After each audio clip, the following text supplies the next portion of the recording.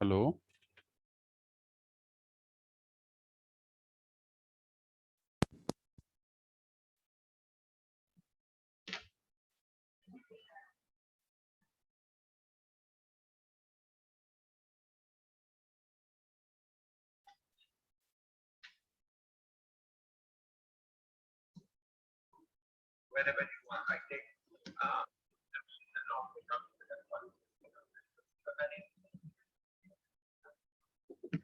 Hello.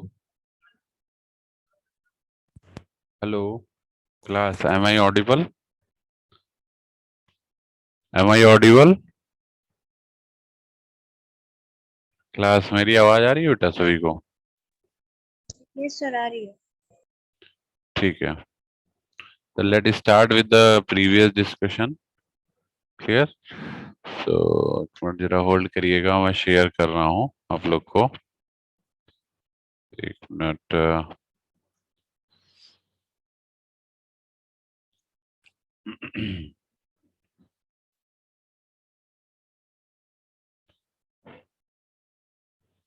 एक document मैं share कर रहा हूँ, व्हाइट बोर्ड आप लोग को देखिएगा, बताइएगा शेयर हो रहा है कि नहीं हो रहा है। शेयर हो रहा है बेटा, सभी को दिख रहा है? Visible? Yes sir. Okay, so let we start the discussion now. तो देखिए, लास्ट टाइम हम लोगों ने जो डिस्कस किया था वो फ्लक्स डेंसिटी के बारे में डिस्कस किया था। मैं क्लियर? फ्लक्स डेंसिटी डिस्कस किया था हम लोगों ने। हेलो। नो। No. क्या क्या बताया था लास्ट टाइम मैंने आप लोग को? बताइए, लास्ट टाइम पे हमने क्या क्या डिस्कस किया था? टॉपिक Sir, आप लोगों को। electric field due to finite line of charge. अच्छा, तो ठीक है, मैं स्टार्ट करता हूँ इसके आगे। ड्यू टू फाइनाइट वाला हो गया था पोर्शन। फाइनाइट वाला हो गया था पोर्शन। जो फाइनाइट वाली चार्ज की बात बता रहे हैं हो गया था कंप्लीट। हेलो। Yes, sir, हो गया. ठीक है, तो उसके आगे हम लोग आज कंटिन्यू करते हैं। तो एक मिनट रुकिएगा।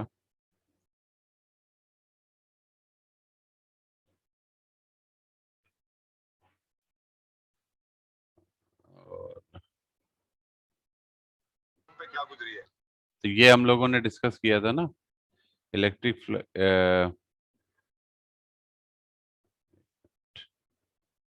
हाँ, तो अब हम लोग आते हैं इलेक्ट्रिक फ्लक्स डेंसिटी पे। यहाँ तक हम लोगों ने कर लिया था, इवन यहाँ तक। ठीक है, फाइनाइट के लिए हम लोगों ने निकाला था, तो फाइनाइट में हमारी जो वैल्यू आई थी due to finite line of charge, ये देख रहे होंगे आप। ठीक है, एक चीज ध्यान रखिएगा, पहले हम लोगों ने इनफाइनाइट के लिए निकाला क्या, electric field due intensity due to infinite line of charge for Cartesian coordinate system. तो हमको ये फॉर्मूला मिला था, ये देख रहे होंगे आप लोग। ठीक है, इसके बाद हम यही चीज आप लोग सिलेंड्रिकल कोऑर्डिनेट के लिए भी निकाल सकते हैं। तो सिलेंड्रिकल कोऑर्डिनेट में आपका ये फॉर्मूला आ जाएगा। इसका डेरिवेशन हमने सिलेंड्रिकल के रेस्पेक्ट में नहीं किया है, केवल कार्टेशियन के रेस्पेक्ट में हमने आपको बताया था। तो और उसकी ज़रूरत भी नहीं है फिलहाल। ठीक है, सिलेंड्रिकल की। तो कार्टेशियन वाला हमने आपको बता दिया था फॉर इनफाइनाइट लेंथ। देन उसके बाद हमने फाइनाइट लेंथ के लिए डिस्कस कर लिया था। ये डायग्राम हम लोगों ने आपस में डिस्कस किया था, जिसमें ये हमने लिया था एक finite length of line charge wire. Clear? जिसकी जो टोटल लेंथ थी वो एल थी। तो हमने सेंटर से इसको एल बाई टू में डिवाइड कर दिया, L by two left, L by two right. इस सेंटर से एक पॉइंट हमने सम डिस्टेंस पी पॉइंट पे हमने आर डिस्टेंस पे एक पॉइंट पी लिया। यहाँ पे हम इलेक्ट्रिक फील्ड इंटेंसिटी कैलकुलेट करेंगे due to this finite length of wire. Clear? इसमें हमने क्या किया, एक एल बाई टू लेंथ का हमने L by two right side of length, that is L by two from the centre. ठीक है, यहाँ पे हमने क्या किया, एक स्मॉल स्ट्रिप ले लिया, क्योंकि आप एक बार में पूरे लेंथ का नहीं निकाल सकते इलेक्ट्रिक फील्ड इंटेंसिटी। ठीक है, तो हमने क्या किया, स्मॉल पॉइंट या स्मॉल स्ट्रिप हमने ले लिया यहाँ पे, वो कि आप सेंटर पॉइंट से एक्स डिस्टेंस पे था, जिसकी थिकनेस डी एक्स थी। तो इसके रेस्पेक्ट में हमने पी पॉइंट पे क्या किया, इलेक्ट्रिक फील्ड इंटेंसिटी को कैलकुलेट किया। ठीक है, ये हमारा जो है इस वर्टिकल एक्सिस से, ये वाले से हमारा जो आर डिस्टेंस है, इससे हमारा ये थीटा एंगल बना रहा है, और स्ट्रिप की जो पी पॉइंट से डिस्टेंस है वो कैपिटल आ रहा है। ठीक है, इसको हमने थोड़ा सा आगे एक्सटेंड किया, यहाँ पे देख सकते हैं, जिससे हम इसके हॉरिजॉन्टल और वर्टिकल कंपोनेंट निकाल सकें। ठीक है, तो इसका जो है ये डी हमारा इलेक्ट्रिक फील्ड कंपोनेंट हो गया due to this small strip. Clear, इसका हॉरिजॉन्टल कंपोनेंट हो गया डी एक्स और वर्टिकल कंपोनेंट हो गया डी वाई। तो चूंकि ये थीटा एंगल है तो ये भी हमारा थीटा होगा, ये सभी को पता है। ठीक है, तो इसकी वजह से हमारा जो वर्टिकल कंपोनेंट होगा डी का, डी वाई जो होगा वो डी कॉस थीटा हो जाएगा, हॉरिजॉन्टल कंपोनेंट हो जाएगा डी साइन थीटा। ठीक है, तो ये चीज हम लोगों ने देखी थी, इसको हम लोगों ने फर्दर सॉल्व किया था, ये कैलकुलेशन हम आपको बता चुके हैं। डी की वैल्यू होगी 1/4πε0 q by r square. R यहाँ कैपिटल लेंगे क्योंकि ये वाले डिस्टेंस हम लेंगे ना, स्ट्रिप से लेके पॉइंट पी तक के बीच की डिस्टेंस आर है, तो ये वाली डिस्टेंस लेंगे, तो अपॉन आर स्क्वायर हो गया। और क्यू की जगह हमने रोयल डीएल लिख दिया। डीएल की जगह क्या आ जाएगा, डीएक्स। डीएक्स क्यों आएगा, क्योंकि यहाँ पे जो इसकी थिकनेस है वो डीएक्स है। ठीक है, तो डीएक्स आ गया, रोयल डीएक्स, क्यू की वैल्यू हो गई, that is the charge distribution over the line, that is q is equal to rho l d x. Surface में हमने रो एस डीएस बताया था, वॉल्यूम में रो वी डीवी बताया था, ये आपको याद होगा पीछे। ठीक है, चार्ज डिस्ट्रीब्यूट। तो इसके बाद हम लोगों ने आर की वैल्यू निकाल ली थी पाइथागोरस थ्योरम लगा के, यहाँ पे। ठीक है, ये आपका एक्स है, ये आर है, ये स्मॉल आर है, तो आर इज इक्वल टू हो जाएगा small r square plus x square. तो इससे हम आर की वैल्यू यहाँ से निकाल लेंगे, ये आ गया आर। ठीक है, और जो हमारा ये क्या बोलते हैं, हाँ, ये कॉस थीटा जो आ रहा है, ये कहाँ से आ रहा है, ये कहाँ से आया है, ये यहाँ से आया है, क्योंकि डी ई वाई जो कंपोनेंट है वो आपका डी ई कॉस थीटा है, सभी को दिख रहा होगा। जो डी वाई वाई डायरेक्शन में इलेक्ट्रिक फील्ड का कंपोनेंट है इसका, वो डी कॉस थीटा है। तो डी ई वाई अगर निकालेंगे तो डी कॉस थीटा हो जाएगा, और डी की वैल्यू ये है, इसको कॉस थीटा से हमने मल्टीप्लाई कर दिया। कॉस थीटा की वैल्यू भी आप कहाँ से निकालेंगे, यहाँ से निकालेंगे। ठीक है, कॉस थीटा क्या हो जाएगा, बेस अपॉन दिस। ठीक है, तो बेस आपका ये है। ठीक है, तो बेस आपका क्या है, बेस आपका हो जाएगा, हेलो, आवाज आ रही है बेटा, बेस आपका स्मॉल आर हो जाएगा, और बेस आपका हो गया ये स्मॉल आर, और ये आपका हाइपोटेनिस हो गया, तो ये आर जो है, तो मतलब स्मॉल आर बटे r is equal to cos theta हो जाएगा। और कैपिटल आर की वैल्यू आप क्या रख देंगे, कैपिटल आर की वैल्यू रखेंगे ये under root r square plus x square. तो ये देखिए हमने यहाँ रख दिया कॉस थीटा की value r by under root r square plus x square, और जो ये कॉस थीटा है ये फिर हम उठा के यहाँ रखेंगे। ठीक है, क्लियर। और लिमिट जो हम लोगों ने लगाया है, लिमिट किसके रेस्पेक्ट में लगाया है, dx के लिए, क्योंकि dx आपको अगर होल लेंथ का निकालना है तो क्या करना पड़ेगा, इंटीग्रेट करना पड़ेगा। और रेंज आप क्या रखेंगे, रेंज क्या रखेंगे, -l/2 से, this is your -l/2 side, zero से इधर कॉर्नर पे -l/2, जीरो से राइट साइड में +l/2, तो लेंथ टोटल क्या हो गई, -l/2 से +l/2, ये लिमिट हो जाएगी। आप इसको अगर ऐड करेंगे तो टोटल लेंथ तो l ही आएगा, देख लीजिए l/2 -l/, इस तरह से निकालेंगे तो क्या आएगा, l ही तो आएगा, तो टोटल लेंथ आपकी l है। ठीक है, तो कहने का मतलब ये है, इसको हम इंटीग्रेट करेंगे -l/2 से +l/2 to calculate the electric field intensity for the whole length. Clear, so in this fashion यहाँ देख सकते हैं आप, हमने इसको -l/2 से l/2 तक इंटीग्रेट कर दिया, कॉस थीटा की वैल्यू ये रख दिया यहाँ पे। तो हमको सॉल्व करने पे जो रिजल्ट मिलेगा, the result will be this. तो ये आ गया electric field intensity due to what, finite और infinite length, finite length of conducting wire. ठीक है, क्लियर है, सभी को क्लियर है ये, हेलो, सभी को क्लियर है बेटा, बताइए क्लास,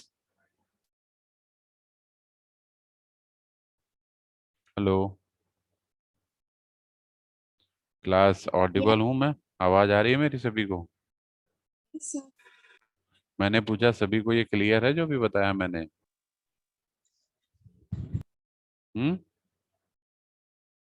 बताइए। यस। ठीक है, अब आप इसी को सिलेंड्रिकल कोऑर्डिनेट के लिए भी निकाल सकते हैं। फाइनाइट लेंथ ऑफ चार्ज के लिए हम सिलेंड्रिकल कोऑर्डिनेट में भी निकाल सकते हैं। तो सिलेंड्रिकल कोऑर्डिनेट का डेरिवेशन हमने नहीं किया है, सिंपली आप फार्मूला याद रखिएगा। सिलेंड्रिकल कोऑर्डिनेट में कोऑर्डिनेट पॉइंट आर फाई और जेड होते हैं, या रो फाई जेड होते हैं। ठीक है, तो आपको rho l a upon 2 pi epsilon naught r into r square plus a square की पावर 1/2, ये आपका आ गया सिलेंड्रिकल कोऑर्डिनेट में। ठीक है, then we will discuss the electric field intensity due to sheet of charge. Sheet of charge के लिए अगर आप देखें तो ये देखिए एक शीट ऑफ चार्ज है। ठीक है, एक शीट है जिसपे हमारा चार्ज यूनिफॉर्मली डिस्ट्रीब्यूटेड है। ठीक है, इस पे हमने ये एक स्मॉल स्ट्रिप लिया हुआ है, ये देख सकते हैं आप लोग, इसकी थिकनेस है dy। ठीक है, और इस पर्टिकुलर पॉइंट पे हम इलेक्ट्रिक फील्ड इंटेंसिटी निकालेंगे for this small strip, that is D निकालेंगे। तो जो डी आएगा हमारा, वो क्या आएगा, सॉरी ई डी निकालेंगे, फिर उसको इंटीग्रेट करेंगे तो हमारा कंप्लीट सरफेस के लिए जो ई निकल के आएगा वो आएगा rho s upon 2 epsilon naught into a n cap. A n cap is the unit vector that is outward normal to the sheet. जो ये यूनिट वेक्टर है वो इसके नॉर्मल है। ठीक है, ये आपका होगा। ये फॉर्मूले आपको केवल याद रखना है। रोएस क्या है, सरफेस चार्ज डेंसिटी। रोएस क्या है, सरफेस चार्ज डेंसिटी। इसकी वैल्यू क्या होती है, कोई बताएगा? इसको कैसे निकालते हैं रोएस को? क्यू क्या होता है, hello? Q is equal to double integration rho s ds होता है। तो रोएस इज इक्वल टू क्या आ जाएगा, इससे हम रोएस निकालते हैं। ठीक है ना, ये आपका रोएस हो गया upon 2 epsilon not. Epsilon not क्या है, परमिटिविटी है, ये सभी को पता है। ठीक है, समझ में आ गया सभी को? इसके बाद अगर आपका वॉल्यूम चार्ज है, पहले हम लोगों ने लाइन चार्ज पढ़ा, लाइन के लिए निकाला, फिर हम लोग शीट के लिए पढ़ा, शीट मतलब सरफेस हो गया। अब हम लोग वॉल्यूम के लिए देख रहे हैं, तो वॉल्यूम के केस में क्या हो जाएगा, 1/4 pi epsilon naught q by r square into a r cap. ये इलेक्ट्रिक फील्ड इंटेंसिटी होता है। ठीक है, तो इसी से हम लोग निकाल लेंगे फॉर वॉल्यूम चार्ज डेंसिटी। ठीक है, अब हम लोग जो नेक्स्ट टॉपिक है वो है हमारा इलेक्ट्रिक फ्लक्स डेंसिटी।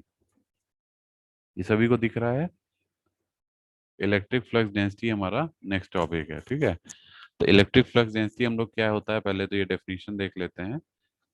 तो consider a sphere which charge Q placed inside a large hollow sphere without touching it. कहने का मतलब है, आप यहाँ देख रहे होंगे दो स्फीयर हैं।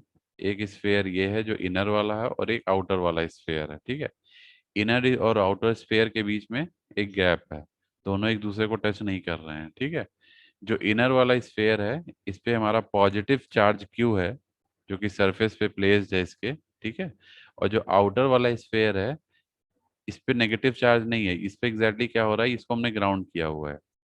ये ग्राउंड है तो मतलब इस पे जीरो पोटेंशियल है। ठीक है, अब क्या होगा, due to the field effect. ठीक है, क्या होगा, फील्ड की वजह से ये जो हमारा इनर बॉडी पे जो चार्ज है या इनर स्पेयर का जो चार्ज है वो धीरे धीरे ट्रांसफर होगा किधर की तरफ, आउटर वाले तरफ। किधर होगा, आउटर वाले तरफ से। आप देख सकते हैं ये जो हमने एरोज बनाए हैं ये एग्जैक्टली ड्रिफ्टिंग को रिप्रेजेंट कर रहे हैं। तो drifting of charge from this what, ये क्या है, ये आपका ओपन स्पेस है, किसके बीच में, इनर स्फीयर और आउटर स्फीयर के बीच में। ठीक है, तो यहां से होते हुए, हेलो, एम आई ऑडिबल, आवाज आ रही है बेटा सभी को? Yes sir.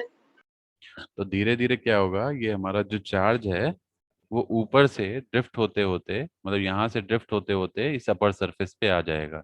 ठीक है, तो चूंकि चार्ज हमारा ऊपर की सरफेस पे जा रहा है फ्रॉम इनर सरफेस, इसको बोलते हैं डिस्प्लेसमेंट ऑफ चार्ज। क्या बोलते हैं, इलेक्ट्रिक डिस्प्लेसमेंट ऑफ चार्ज। क्योंकि ये जो हो रहा है ड्रिफ्टिंग, ये ड्यू टू इलेक्ट्रिक फील्ड हो रहा है। Clear, due to electric field. ठीक है, तो इसी वजह से ये ड्रिफ्टिंग हो रही है। तो ड्रिफ्टिंग ऑफ चार्ज ई की वजह से आपका ड्रिफ्टिंग हो रहा है। तो कहने का मतलब है, ये जो हमारा ड्रिफ्टिंग है इसको हम फ्लक्स बोलते हैं। क्या बोलते हैं, फ्लक्स। तो फ्लक्स हमारा लिंक करेगा इनर बॉडी ऑफ स्फीयर से आउटर बॉडी ऑफ स्फीयर की तरफ। ठीक है, यहाँ से फ्लक्स हमारा इनर बॉडी से आउटर बॉडी की तरफ लिंक करेगा। ठीक है, तो आपको ये पता है कि जैसे मान लीजिए हमारे दो पॉइंट हैं। ठीक है, यहाँ से हमारा अगर चार्ज की बात कर रहे हैं तो charge is what, electron particle. ठीक है, मान लीजिए चार्ज हमारा यहाँ से यहाँ जा रहा है, यहाँ से यहाँ जा रहा है। ठीक है, तो आप खुद ही बताइए कि कहाँ प्लस आएगा कहाँ माइनस आएगा। यहाँ पे प्लस आएगा क्योंकि यहाँ से चार्ज लीव हो रहा है, अपनी जगह छोड़ रहा है। ठीक है, और जहाँ पे एक्सेप्ट हो रहा है वहां पे क्या आएगा, माइनस क्यू आएगा। बताइए, आएगा नहीं आएगा? हेलो, आएगा कि नहीं आएगा बेटा, बताइए। जहां से चार्ज Yes, sir. चलेगा वहां पे उसको डोनेट कर रहा है, मतलब वहां से चार्ज निकल रहा है, तो एग्जिट जहां से होगा वहां प्लस आ जाएगा और जहां रिसीव होगा वहां माइनस आएगा। ठीक है, तो देखिए इस बॉडी से, इनर वाली बॉडी से प्लस चार्ज आपका ऊपर वाली बॉडी की तरफ जा रहा है, तो यहाँ पे इस पे प्लस चार्ज आ जाएगा और आउटर वाली बॉडी पे क्या आ जाएगा, माइनस चार्ज आ जाएगा। Are you getting my point? ठीक है, तो यही स्टेटमेंट्स यहाँ पे लिखे हुए हैं। Consider a sphere with charge Q place inside a large hollow sphere without touching it. The outer sphere is momentarily earth and remove from the inner sphere. ठीक है, मोमेंटरली अर्थ का मतलब होता है कि कुछ समय के लिए हमने उसको अर्थ कर दिया है, लगातार वो अर्थ नहीं रहता है, कुछ टाइम के लिए आप उसको अर्थ, मतलब मोमेंटरली मतलब होता है बीच बीच में उसको अर्थ कर दिया। ठीक है, तो अर्थ करने से क्या होगा कि आउटर वाली बॉडी को अगर आप अर्थ कर देंगे तो ऑल द फील्ड या चार्ज आपका जीरो हो जाएगा। क्लियर? क्लियर है? तो देखिए, it is observe that an equal and opposite charge exist on the outer sphere. ये बात समझ में आ रही होगी कि प्लस अंदर है तो यहाँ से बाहर की तरफ माइनस क्यू आ गया, तो मतलब equal and opposite charge exist हो रहा है आउटर बॉडी पे। So it is therefore concluded that there is an electric displacement of charge from inner sphere to the outer sphere through the medium between them। ये medium है जिससे हमारा charge drift हो रहा है। ठीक है, the displacement is regarded as a displacement flux और सिंपली एज इलेक्ट्रिक फ्लक्स। ठीक है, जो डिस्प्लेसमेंट ऑफ चार्ज हो रहा है इसको हम लोग क्या बोलते हैं, डिस्प्लेसमेंट ऑफ इलेक्ट्रिक फ्लक्स या डिस्प्लेसमेंट ऑफ इलेक्ट्रिक चार्ज। ठीक है, this is basically denoted by Sai, Sai से रिप्रेजेंट करते हैं, and it is equal in magnitude to the charge that produces it. तो कहने का मतलब है कि जो भी फ्लक्स हमारा यहाँ से लिंक हो रहा है इनर बॉडी से आउटर बॉडी की तरफ, that is represented by Sai. ठीक है, और साई हमारा किसके बराबर होगा, क्यू के बराबर होगा। क्यू क्या है, Q is the charge enclosed, charge enclosed. ठीक है, क्लियर है, समझ में आ रहा है ये? बताइए। ये आपका आ गया रिलेशन। ठीक है, दिस इज व्हाट इलेक्ट्रिक। अब इलेक्ट्रिक फ्लक्स डेंसिटी की हम लोग बात करेंगे। ये हमारा आया है electric flux, Sai is your electric flux, ये ध्यान रखिएगा, ये आपको कंफ्यूजन नहीं होना चाहिए। इसको इलेक्ट्रिक फ्लक्स बोलते हैं, और जो इलेक्ट्रिक फ्लक्स डेंसिटी होता है उसको डी से रिप्रेजेंट करते हैं। इसको क्या बोलते हैं, इलेक्ट्रिक फ्लक्स डेंसिटी। ठीक है, इसको डी से रिप्रेजेंट करते हैं, और डी और इसमें अंतर होता है। जो डी होता है वो एप्सिलॉन नॉट इंटू ई होता है। ठीक है, जो इलेक्ट्रिक फ्लक्स डेंसिटी होता है डी, वो एप्सिलॉन नॉट इंटू ई होता है, ये ध्यान रखिएगा। और जो इलेक्ट्रिक फ्लक्स होता है ये हमारा चार्ज के बराबर ही होता है। This is equal to the charge, देख सकते हैं आप, साइज इक्वल टू क्यू। ठीक है, ठीक है ना, क्लियर है? हेलो, तो इलेक्ट्रिक फ्लक्स डेंसिटी में आपको डिफरेंस समझ में आ गया क्लास?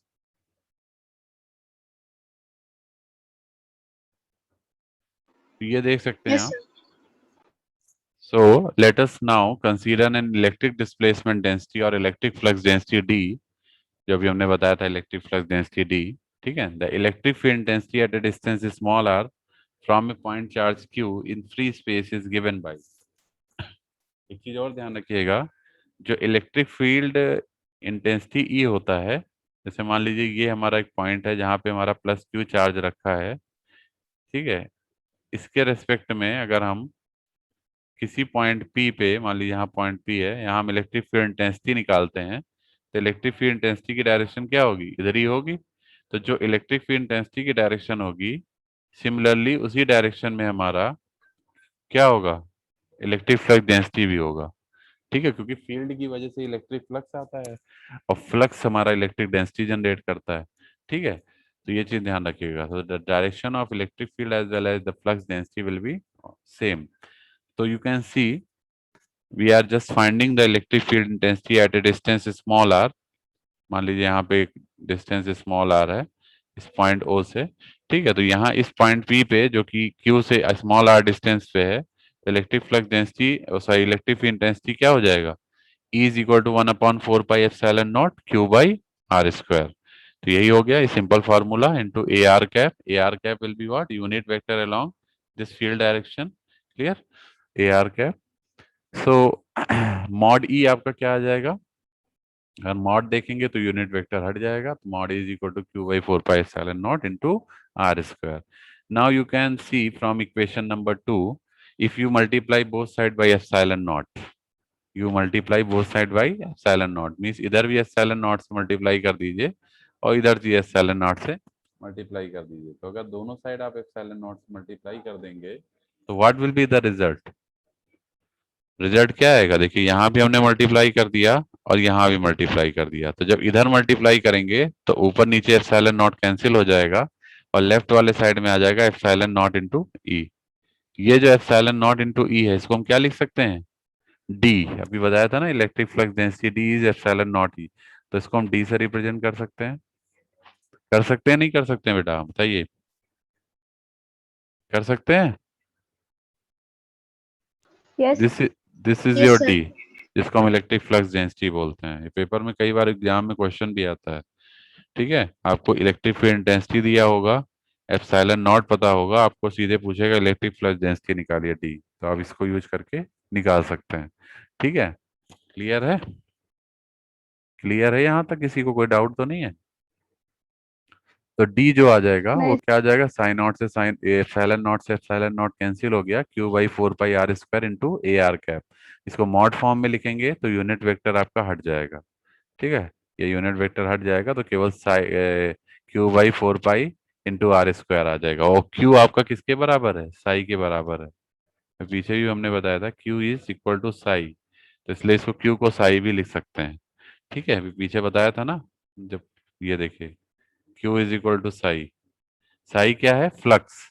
फ्लक्स का मतलब जो चार्ज हमारा डिस्प्लेस हो रहा है अंदर वाली बॉडी से आउटर वाली बॉडी पे, इसी को हम बोलते हैं फ्लक्स, क्लियर, इलेक्ट्रिक फ्लक्स, ठीक है। ये चीज ध्यान रखिएगा। यहां तक समझ में आ गया सभी को। इसकी ये यूनिट है चार्ज पर यूनिट एरिया।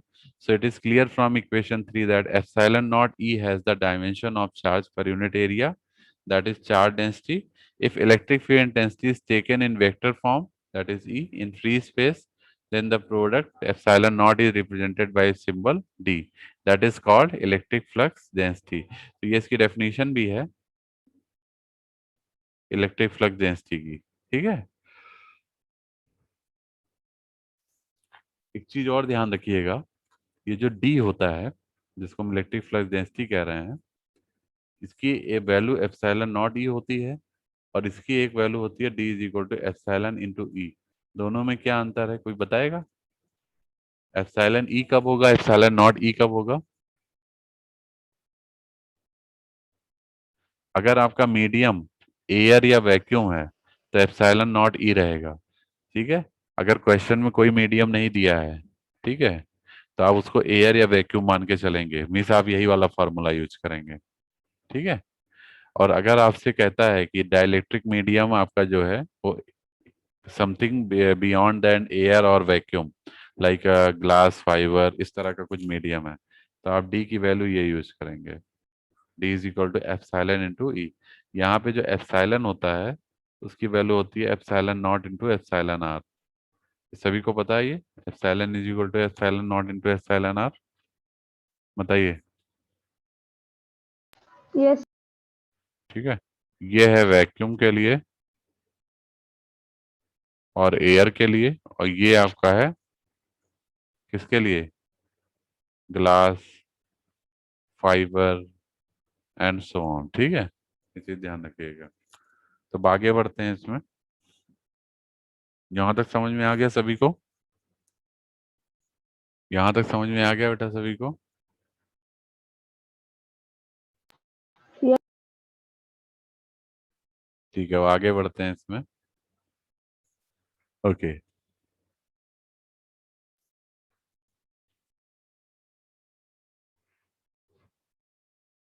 तो ये देखिए डी की वैल्यू आ गई epsilon naught into E, and D is equal to epsilon into E.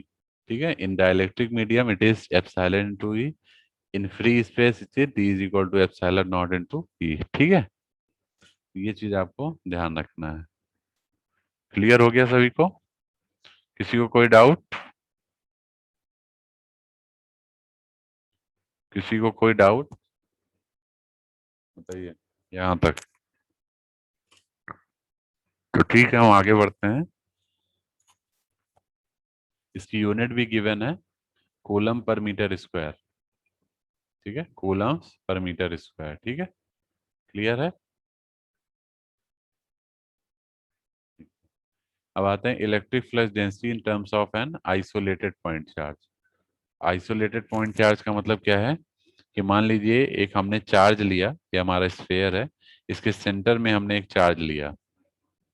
ठीक है, उस चार्ज की वैल्यू क्या है, प्लस क्यू। ठीक है, at inside the center of the this surface. Clear? So at a distance small r we will find the electric field intensity E. Clear? So हमने क्या किया, इस स्फेयर के जो बाउंड्री है इससे हमने एक ds स्ट्रिप ले लिया। क्या ले लिया? ds लेंथ का स्ट्रिप। ठीक है, अभी हमने बताया था जो इलेक्ट्रिक फील्ड इंटेंसिटी की डायरेक्शन होती है वही आपका किसकी डायरेक्शन होती है, इलेक्ट्रिक फ्लक्स डेंसिटी की डायरेक्शन होती है। तो देखिए ये ई की डायरेक्शन है, ये डी की डायरेक्शन है। ठीक है, लेकिन जो सरफेस है उससे परपेंडिकुलर होगा, ये ध्यान रखिए, जो सरफेस से परपेंडिकुलर, ये ध्यान रखिए। सरफेस में मत कंफ्यूज होइएगा। जैसे मान लीजिए ये आपका सरफेस है ना, दिस इज योर सरफेस, तो इस सरफेस से अगर देखेंगे तो डी आपका परपेंडिकुलर है। 3D डायग्राम के फॉर्म में सोचिए आप लोग, तो इससे परपेंडिकुलर है। लेकिन इलेक्ट्रिक फील्ड के रेस्पेक्ट में देखेंगे तो दोनों पैरेलल हैं। ठीक है, तो कहने का मतलब है consider a small surface area ds at a distance small r. If d be the electric flux density, then a small change d psi or dq can be represented as d psi is equal to d dot ds. जो भी हम लोग साई की बात कर रहे थे, साई किसके बराबर था, क्यू के बराबर था।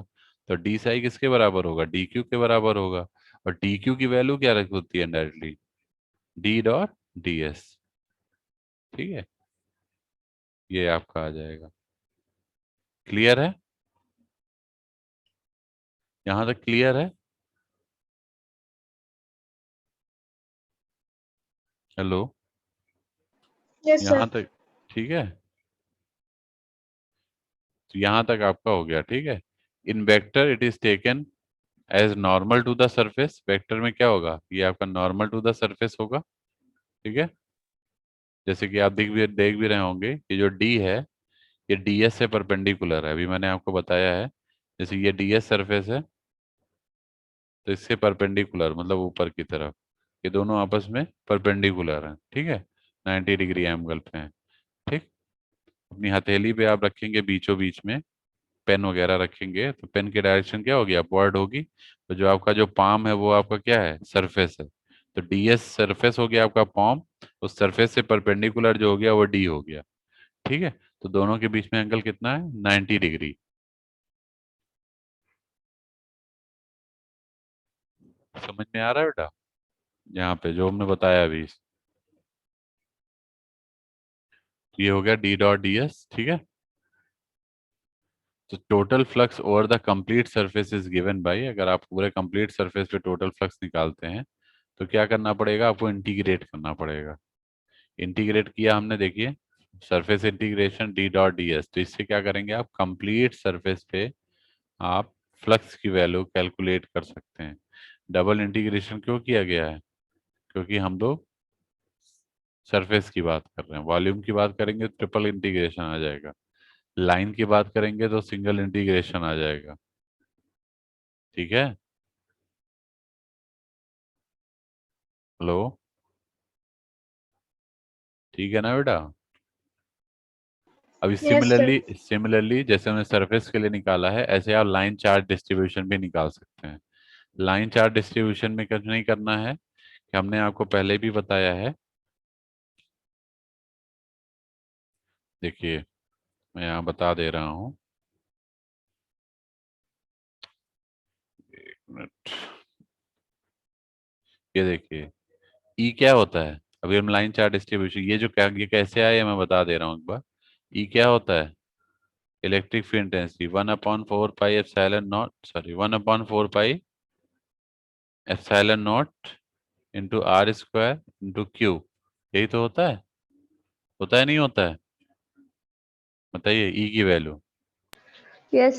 Into a r cap, unit vector भी आएगा क्योंकि ये वेक्टर है। ठीक है, अब आपको क्या करना है, दोनों साइड एप्सिलॉन नॉट ई से एप्सिलॉन से नॉट से मल्टीप्लाई कर देना है। तो जब एप्सिलॉन नॉट से मल्टीप्लाई करेंगे तो ये हो जाएगा epsilon naught upon 4 pi epsilon naught into r square, इससे कैंसिल हो जाएगा। ठीक, इंटू क्यू की जगह क्या रखेंगे, हमने आपको जब लाइन चार्ज डिस्ट्रीब्यूशन में हमने बताया था, जो चार्ज का डिस्ट्रीब्यूशन ओवर लाइन होता है वो क्या होता है, रोयल इंटू डीएल, बताया था। Line integration royal into DL, याद आ रहा है, बताइए। सरफेस के लिए बताया था double integration rho s d s. ठीक है, वॉल्यूम के लिए बताया था triple integration rho v D v. याद आ रहा है नहीं याद आ रहा है, बताइए, बोलिए, याद आ रहा है बेटा, हेलो, याद आ रहा है नहीं याद आ रहा है। तो हमने चार्ज का डिस्ट्रीब्यूशन लाइन पे वॉल्यूम पे सब पे ऐसे बताया था पीछे, इससे पहले। तो ये जो हमारा क्यू है ऊपर, इस क्यू की जगह हम क्या रख देंगे, इस क्यू की जगह हम रख देंगे डबल इंटी, फिलहाल हम लाइन की बात कर रहे हैं तो लाइन वाला रख देंगे, ये वाला।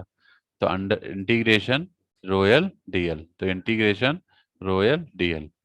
ठीक है, क्लियर है, क्लियर है ये सभी को,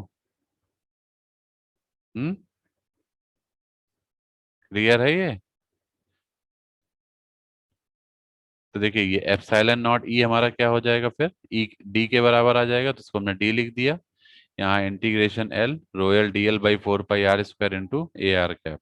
क्लियर, ये हमारा आ गया line charge distribution. Similarly you can find for surface charge distribution.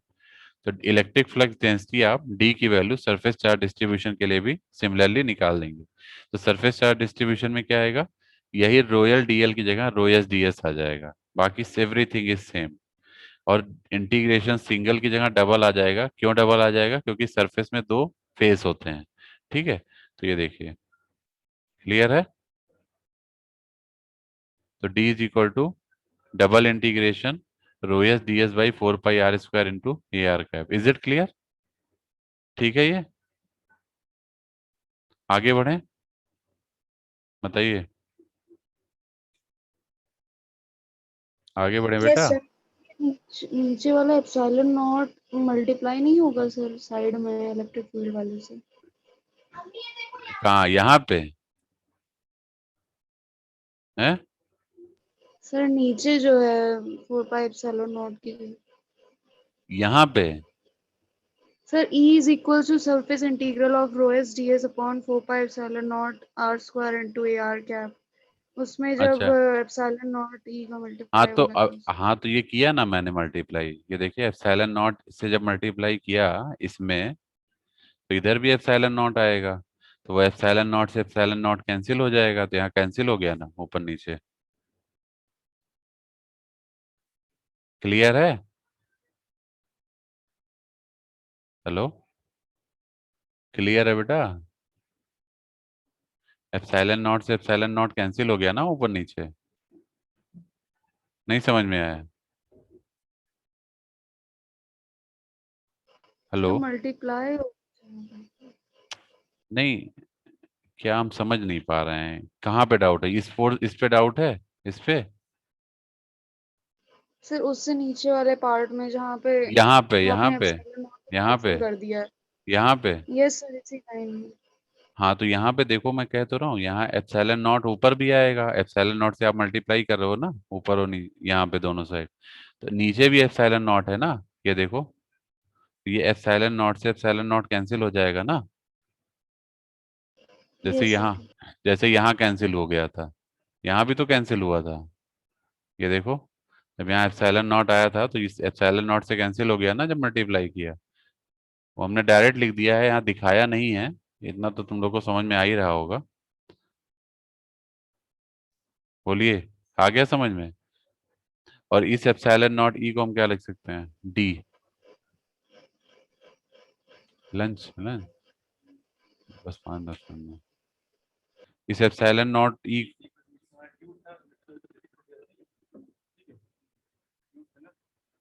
कितने बजे से? 1 बजे कहाँ थे? अभी आ रहे हैं 10 मिनट में। हाँ,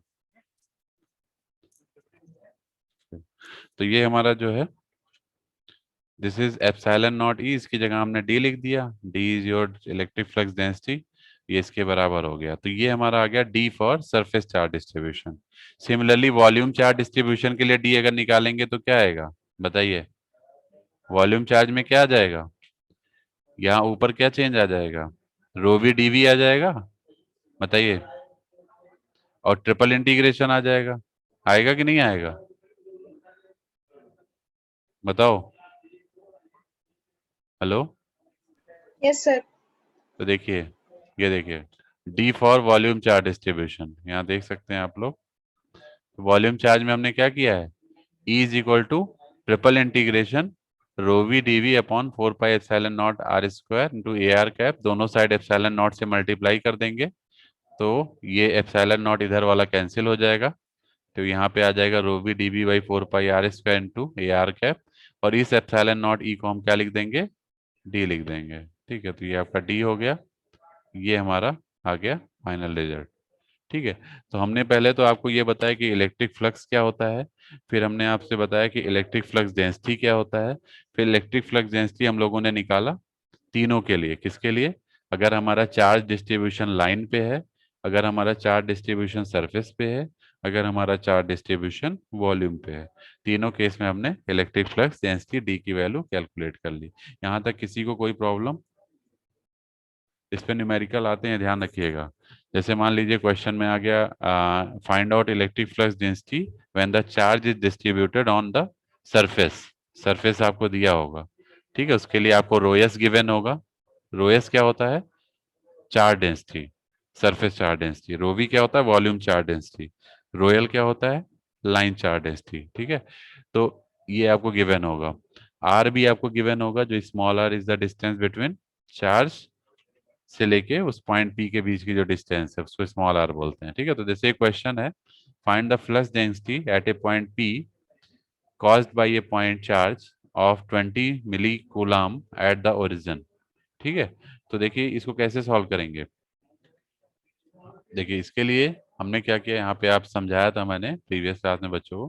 तो देखिए एक पॉइंट हमारा ये सेंटर है, ओ पॉइंट है, जिसपे 20 मिली कूलम का हमारा चार्ज प्लेस्ड है सेंटर पे। इससे एक पॉइंट पी है जहाँ पे, जिसके कोऑर्डिनेट 6, 4 एंड -5 है, वहां पे हम इलेक्ट्रिक फील्ड इंटेंसिटी ई की वैल्यू कैलकुलेट करेंगे। तो वो कैसे कैलकुलेट करेंगे?